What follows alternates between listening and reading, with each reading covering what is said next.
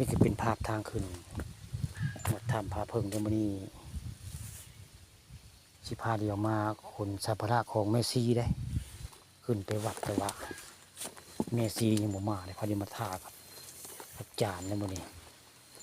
อาจารย์กุ๊กได้มาท่าหุ่นเครื่องโคง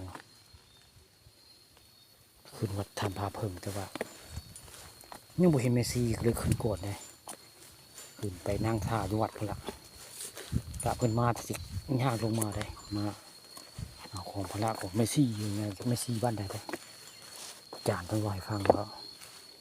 หมอซอยเดี๋ยวคนสัมภาระเพิ่นสิมาพักเต้หมอซั่นอยู่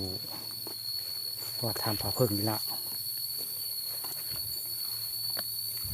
ตอนนี้จานยังถึงก้นเลยจานโกก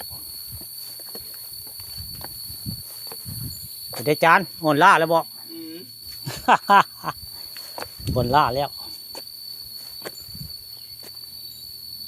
ค่อยๆขเนิบขึ้นได้ดิฮะบอกโอ้มันจีมิมนะจานเนาะสูงเติบได้ใบต่ำได้นี่75นั่นไรเฮาเสียน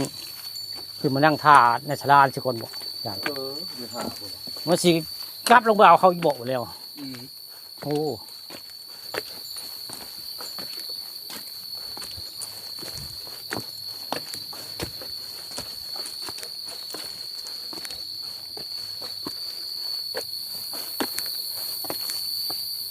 โอ้รถจะบ่จานบ่ไหวเบิ่งบาดย่างคือสิเบิ่งรถแท้โอ้ยโอ้มักกะเต้มันได้จานคือหลายแท้นี่พูโอ้มักกะเต้โอ้ยมีปวกพูปวกกินมักกะเต้พี่น้องเอ้ยผู้หลายแท้พูปวกพูปวกกินมักกะเต้ว่าหมดศาลาอะไร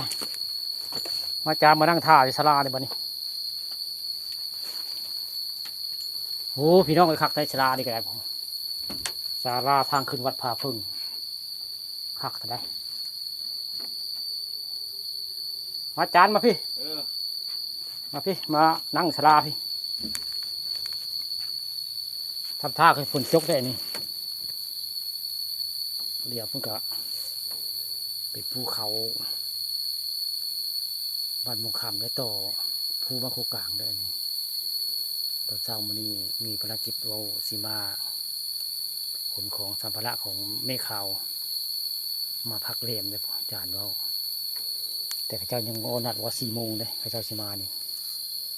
ยังบ่เห็นได้ยังบ่เห็นเมซีมา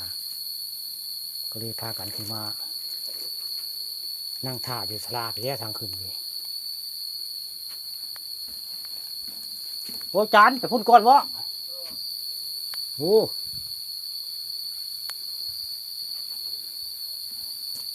จานเป็นย่างก่อนไปผู้ขายังไม่ได้ไปอยู่ฝนตกเลยพี่น้องบ้านนี้มาวัดทำผาเพิงไม่ได้ฝนตกได้โอ้ทำท่าฝนตกแล้วบ้านนี้